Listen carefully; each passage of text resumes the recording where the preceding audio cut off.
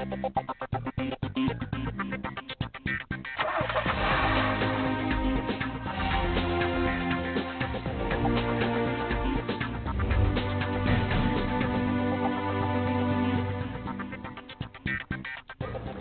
new CNB, I'm Siddharth Vinayak Patnikar. Thanks for joining us. It is a brand new initiative from Kia for the first time in India and only for the second time anywhere in the world. Beat 360 is essentially a brand experience center. So you can't come in here and buy cars, but you can experience everything about the brand. And it's a nice new initiative, something that we'll show you glimpses of right through today's episode. But first, I know many of you are very keen to see that promised review of the Maruti Suzuki S-PRESSO, so I won't keep you from it. Kingshuk and I spent a lot of time driving the car, testing it thoroughly, all the details you need to know. So when I first saw this car, I couldn't help but start to sort of think of a weird little story in my mind. It's a story I'm going to share with you. Think about it. 3 friends, you know, really close friends. They did everything together, and by that I mean everything. So the outcome of this very interesting 3-way relationship was a brand new child. And who are the 3 friends? Well, the Vitara Brezza from Maruti Suzuki, the Kwid from Renault, and the KUV 100 from Mahindra. So the thing is, we don't really know who the father is.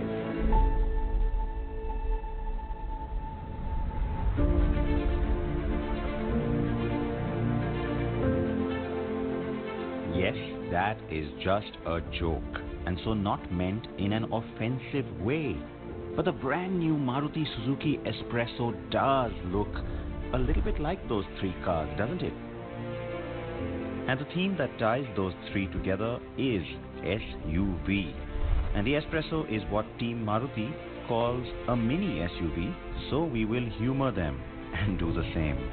It is essentially an entry hatch that will compete with the Renault Kwid, the car that brought space, sexiness and SUV flair to the entry car segment in the first place. So it's not a huge surprise that it looks that way.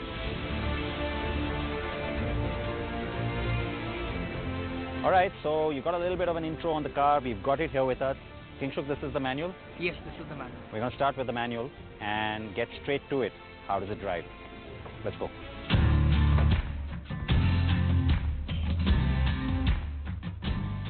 To be fair, let's go was the tagline for the Alto, the car that the S-PRESSO hopes to supplement at the entry volume side of things. The new S-PRESSO essentially occupies the kind of positioning the previous Wagon R used to: tall, narrow, compact and priced attractively. At between 3,69,000 and 4,91,000 rupees, the car is great value. Or is it? Well, that's what we aim to find out.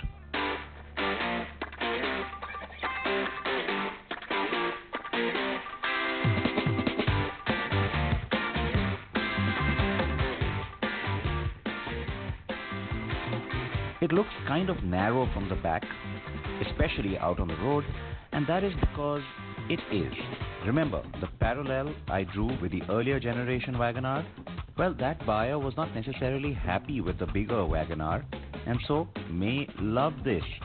The front and flanks, though, do have some road presence, but only by comparison to the rear.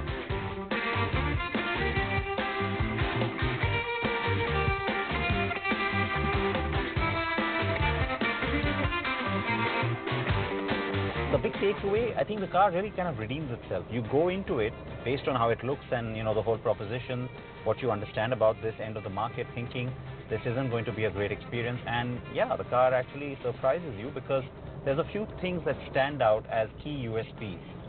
The very first thing, and the thing you'll notice right away, is the ride quality. It's actually pretty supple, despite the fact that it sits on thin tires and, you know, yes, on a high-speed situation, you'll find that there's a lot of body roll. But otherwise, just in terms of ride quality itself, as also the seating position, you'll feel that it's really, really satisfying. It also drives home that SUV characteristic quite ably.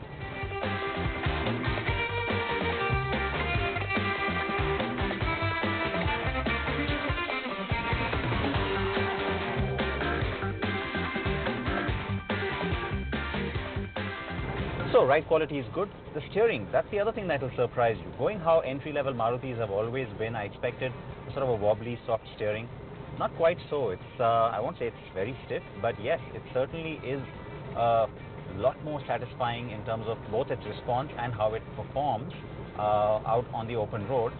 It's the angle of the steering, though, that bothers me, because it's fixed at this angle. It's a little small to the steering, and so takes some getting used to. Now, in city driving, for the most part, you won't find it uncomfortable, but on long distance drives, you're going to find this angle really weird, because it will start to tire your arms out, because it's kind of dropped forward a little bit, and of course you can't adjust it, so that's a bit of a downer for me.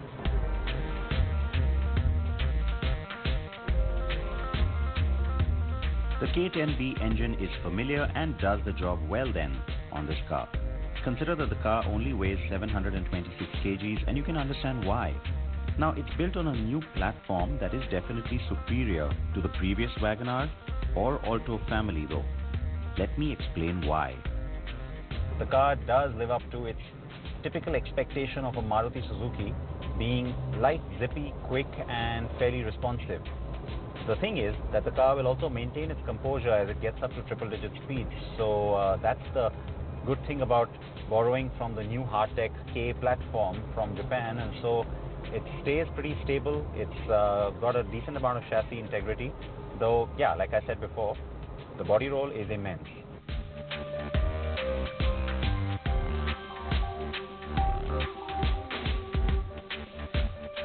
The gearbox is very forgiving, though, and you won't see too much frequent gear changing required in city traffic.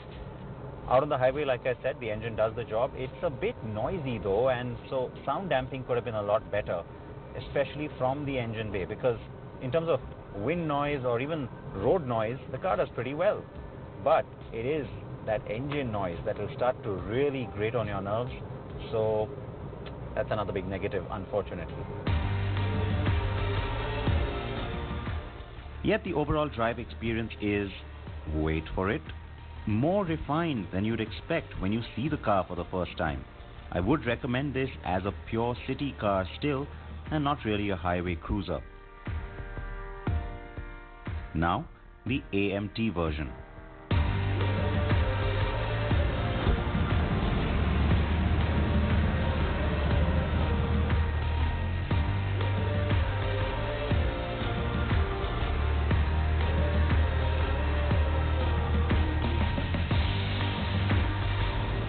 Siddharth drove the manual, and I'm now driving the AMT version of the S-PRESSO. Engine, of course, stays the same, 67 brake horsepower, 90 Newton meters of peak torque, and instead of the 5-speed manual gearbox, this one gets an AMT, or AGS as Maruti likes to call it. We have been driving in and around Jodhpur, and so far the AMT hasn't quite given us any reason to complain, be it in the city or on the highway. The only problem is when you're driving on the highway and you want to overtake slow-moving vehicles such as trucks, buses, cattle. Apart from that, we quite like the braking performance of the car. There is decent bite and progression, and if you want to shed speed very quickly, the car maintains its stability, it maintains its composure, and it will not give you a scary moment.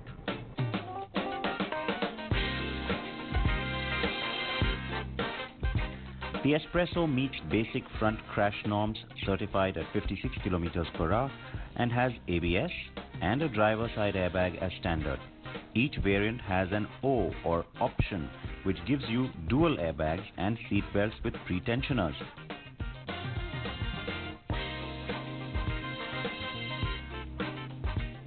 Now, those seat belts with pre-tensioners and dual airbags should be standard in my view.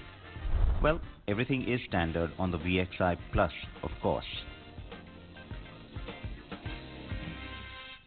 Car Design of the Year, and the winner is not the Maruti Suzuki S-PRESSO. It's built to a cost, this car, and unfortunately that shows. It shows up right away just in terms of the sort of crudeness of design. It looks unfinished. It doesn't look like something from 2019, and to me that is its biggest weakness. Now, take a look at some of these elements. Huge wheel well, exaggerated height. So there's a lot of gap here between the wheel and the car's body, And then if you look at the wheel well itself, it's all naked in there. There's absolutely no cladding. Again, shows up the cost-cutting element on this car for sure. It's given that squarish element because of trying to look like an SUV, because it's a mini SUV, and yet it makes the wheel actually look smaller than it is, and it is a small wheel to begin with. 13-inch wheel on the regular car, 14 on the VXI Plus. Lots of metal over here, and you know, I have to say in the red, the car actually looks a little bit nicer because some of these lines do show up a little nicer. In some of the other colors, it all just looks flat, so nothing to break all this expanse of metal. And again, that's been done for the SUV element. It does imply a lot of sense of space, this design does, and that I have to say is a good thing perhaps for a lot of people. You know, nice big greenhouse, lots of light, very airy sort of a look for the cabin, but just really plain and boring design otherwise. Even in the front, yes, there's a little bit of drama that you get from the grille and, you know, the headlamp cluster, but really not much. Lots of big metal here too, because remember, this DRL is not standard. It's an accessory, aftermarket, that you can get at the dealer. Costs 10,000 rupees. So how many people will really get it? Not so sure. But the only good thing is that even the guy buying the base variant can get that. Now, the bumper, yes, it's two-tone, and thank God for that, because at least that does break some of that metal monotony. It does have an element coming up here, which again gives that SUV look. There's a skid plate down there that you can get, which is again optional. Accessorization will be key on this car, because we've seen with the Renault Kwid, the car that this is really going after, lots of people like to accessorize and customize their cars. A big percentage of those buyers have shown that, and so of course Maruti would want to go for something like that here. Even this chrome element that you see in the grille, not standard. That is part of the accessory kit as well. In fact, you've got two different packs that are available, and Energetic and Expedition, and on those you get certain elements around the car. You get a little bit of a colorful border for this. You've got of course that again helps break some of this monotony that I've been talking about. So yes, some of those things will probably get popular, but you know what, none of it may really matter, because they're probably going to sell a ton of these anyway. It doesn't matter what I think about how it looks, because a lot of the buyers, think about it, for them, from an Alto K10 or even an Alto 800, this is a huge step up, figuratively and literally.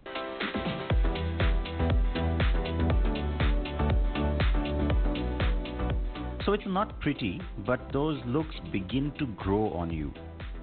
As I've been saying, the car looks especially narrow and plain from the rear, and a chunkier, wider bumper would have helped save that Bajaj Qute-like rear end. Still, it gives you a surprising amount of boot space.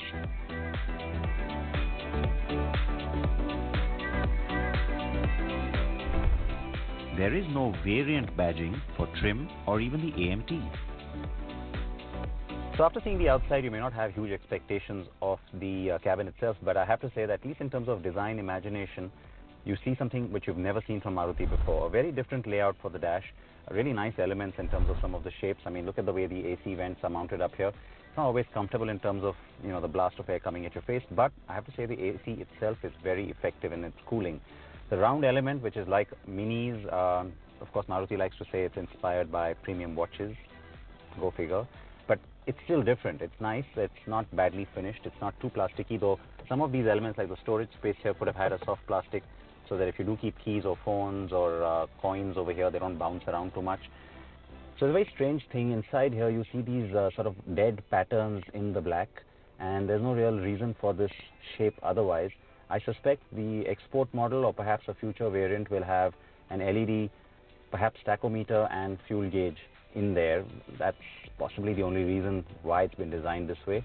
You've got obvious cost saving though, that despite this imaginative design, shows up straight away. The fact that the instrument cluster is right here in the middle and not in front of you, it does not really take away too much attention, because the car is so tiny that you're not really sort of bothered by that too much. But obvious cost saving, so that left-hand drive, right-hand drive, because remember Maruti has said it will export this car to many markets, shouldn't be a problem in terms of cost. The power windows are in here as well, just for the front two doors and not on the door itself. Again, very obvious cost saving, and no power windows even as an option on the top end version, which is a bit surprising, but yes, this is a car that's designed to a certain cost. Lastly, this particular one of course is the AMT. You've got the USB point here for the Smart Play Studio input as well as your phone charging, and you've got a 12-volt charger there just below the AC controls. Steering mounted controls, always a good thing, and in this segment in particular, people do appreciate it. Comfortable seats, very surprisingly comfortable seats, I have to say. Nice, tall, upright stance, easy to get in and out of. The same is true at the back. Take a look at the rear space now. The rear is great on space. Headroom and legroom are good for this segment. The seat itself isn't as plump or contoured as I would have liked, and the inbuilt headrests are a bit too low. But most people will love this, and it will remind them of that old WagonR.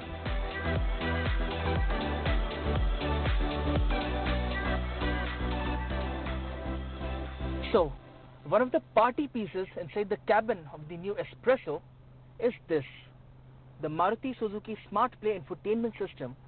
It's a 7-inch touchscreen, and of course it gets Apple CarPlay and Android Auto, so your smartphone connectivity is sorted.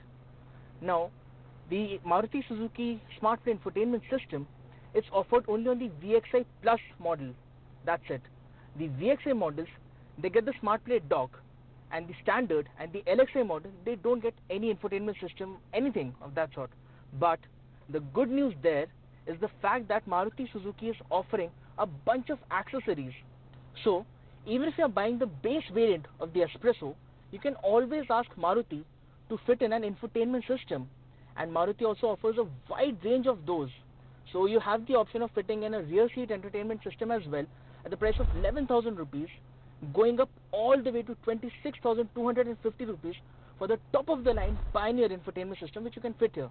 So even if you have the base model, you can always accessorize it. With Renault having just brought us the facelift on its 800cc and 1-litre Kwid, the battle here will be an interesting one. As I said before, despite what any of us think, the S-PRESSO will likely sell like hotcakes. It's a definite upgrade to the buyer who's used to an Alto or an Eco or even the old WagonR's standard. The chassis, suspension, ground clearance, drive performance, mileage, and excellent air conditioning are its strong qualities. Now, if only it had also gone bigger on safety and on styling and was just a tad wider. If only. The last thing we want to say is that despite the car's name, there is absolutely nothing connecting it with a nice strong shot of coffee.